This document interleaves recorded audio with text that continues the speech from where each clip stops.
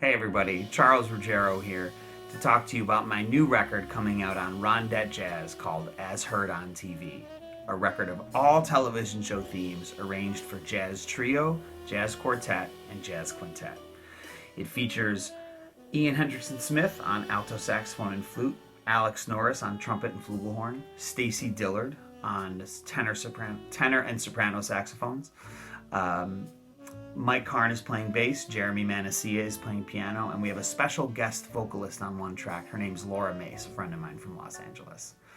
It's coming out this October 16th, 2015. So I wanted to pick tunes that were instantly recognizable to any generation of people.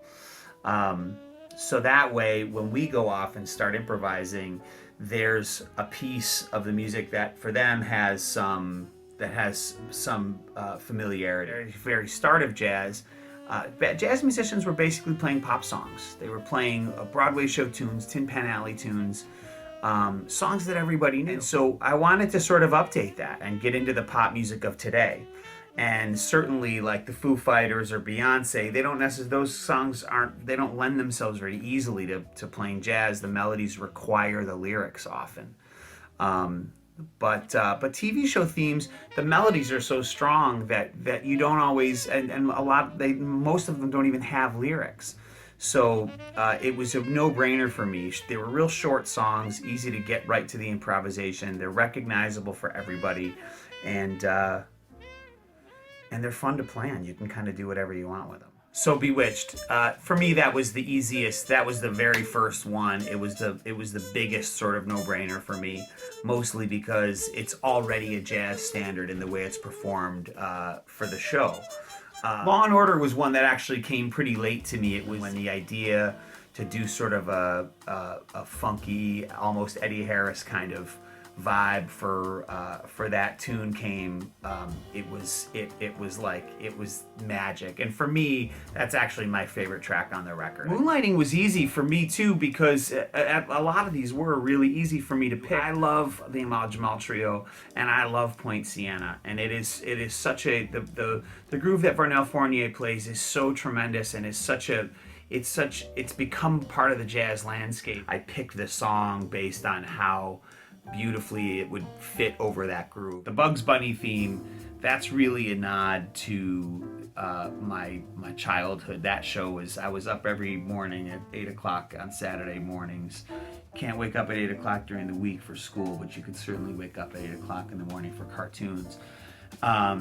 And that was my favorite show. That was the show that and that theme song, it's like pure bebop. So it was, again, just like, and I love the way that Jeremy played. We arranged that one for trio, and Jeremy did a really fantastic job, sort of a la Red Garland, with some block chords and making it sort of, almost kind of a nod to Billy Boy from the record Milestones. Game of Thrones, for instance, is that's a show from today, and one of the reaction to that song has been really, really great, and my feeling is that it has a lot to do with the fact that that's the one that's a hit right now. Carly is another song that show's not too old. It's not in production anymore, but I had a girlfriend some years ago who had a 5-year-old son, and we would watch that show all the time together, and we used to sing the theme song, and it's a great theme song, and I always wanted to cover it in some way. I didn't think it would ever be a cover for a jazz record, certainly, but it worked out nicely. Is Good Times.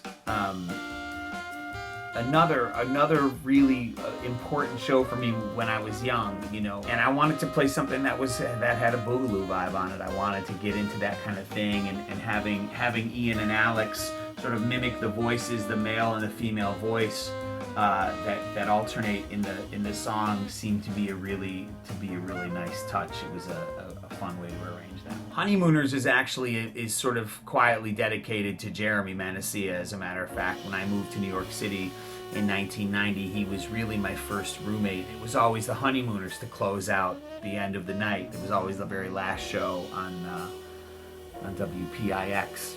Well, that's it. That's the record in a nutshell. Thanks so much for tuning in and taking the time. to find out more about this record. We're really proud of it. I'm really happy. It's coming out again October 16th, and look for it on rondettejazz.com. You can also find links for it at, or you can find it on iTunes, and vinyl should be coming soon too. So check it out.